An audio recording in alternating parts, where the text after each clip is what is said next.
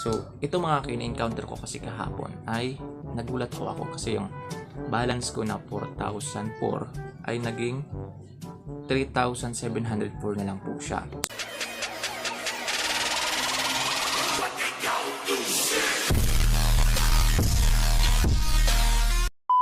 Good morning mga ka-Q, welcome dito sa ating YouTube channel. At sa video nito mga ka-Q, i-share ko po sa inyo yung dahilan kung bakit nababawasan yung laman ng Metrobank natin. Yan. Itong Metrobank mga ka-Q ay kinuha ko noong November nung na-monetize tayo sa YouTube. Kasi dito ko ilalagay yung sweldo natin. Pero yung pang personal ko talaga is BPI tayo mga ka-Q. Mga 10 years na naka-BPI tayo. Kasi yung BPI, siya yung kauna-unahan dating may machine dito sa Kalibo na pwede kang mag-deposit kahit 200, 300 na hindi ka nadadaan doon sa teller mga kayo. So, sasalpak mo lang yung ATM mo, din ilalagay mo yung pera mo, yun na, pasok na sa sahod mo.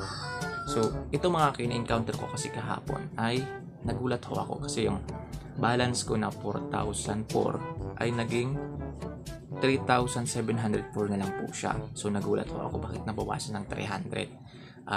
Yung ginawa ko ay nag-search ako dito sa YouTube kung bakit nagkaganon. So wala akong makitang video na ayun, tutorial about dyan kung bakit nababawasan yung balance natin sa Metrobank.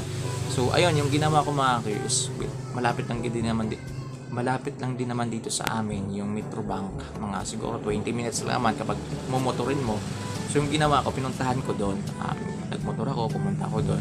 So dumating ako dun mga Q ay nasa 4:30 na po. Close na po sila. May tao pa sa loob pero close na, hindi na sila tumatanggap ng customer o client, hindi na sila tumatanggap. So yung nandun na lang ay yung guard, yung security nila.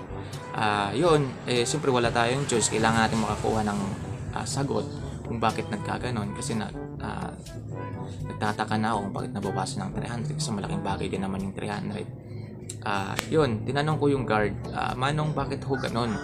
Yung balance ko sa ATM ko na 4,000 plus ay naging 3,700 na lang po siya.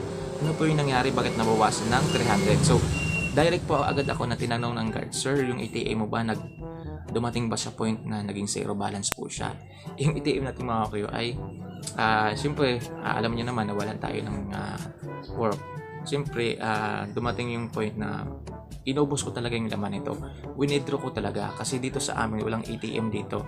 Merong ATM isa lang kaso minsan sarado po siya. So yung pumunta ako doon sa ALG na pawn shop. So meron sila doon, nagpapa-withdraw sila. So pinabalance ko magkano yung laman, nasa 3K na yung laman. Sabi ko doon sa cashier, na lang, withdrawin na lang lahat kasi may gagamitan ako ng pera. So ayun, dumating sa point na zero balance so talaga siya. So ngayon, nung sumahod tayo, nagtira po ako ng 4K. Doon sa sahod natin. Hindi ko po siya withdraw. Sabi ko, dito lang muna siya kasi baka magastos ko lahat. So nagtira po ako. Yun, nagulat ho ako. Yung 4K plus na yun, nagiging 3,700 na lang po siya. So yung nangyari pala, sabi naman ng guard, ay meron ho pala tayong penalty na 300 pesos kasi nga dapat yung laman talaga nito ay 2,000 dapat yung remaining balance, hindi tayo bababa doon sa 2,000 kasi pag bumaba tayo doon sa 2,000 magkakaroon na po siya ng penalty na 300 pesos. So ganun po pala siya mga kayo. Dapat pag meron kayong Metrobank, huwag nyong withdrawin yung 2K kasi pag withdraw nyo po yan, magkakaroon kayo ng penalty na 300 pesos. So, hindi ko kasi yan alam dati nung kumuha ako ng Metrobank. Napaliwanag naman siguro kaso nga lang hindi ko talaga nilagay sa isip ko na gano'n na dapat maintaining balance natin is 2,000 pesos na tapos kapag mag-less than 2,000 ka, may penalty na silang kukunin. So, dapat ho ganun po pala. Kaya, ayan mga ka-take note po yan. Yan sa mga kapwa YouTubers natin na Metrobank yung kinuha nila para sa sweldo nila sa YouTube. So, magtira kayo kahit 2K lang.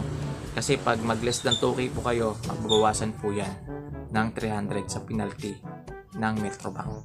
So, yun pala yung rason. Buti na lang, pinuntahan ko kaagad doon kasi kahit paano iniisip din natin kung saan napunta yung 300, anong nangyari kasi baka sa susunod gano'n na naman, mawawala na naman yung 300, edi sayang lang naman. So sabi ko nga kahapon, withdrawin ko na lang kaya lahat para kahit paano hindi na mabawasan ulit, baka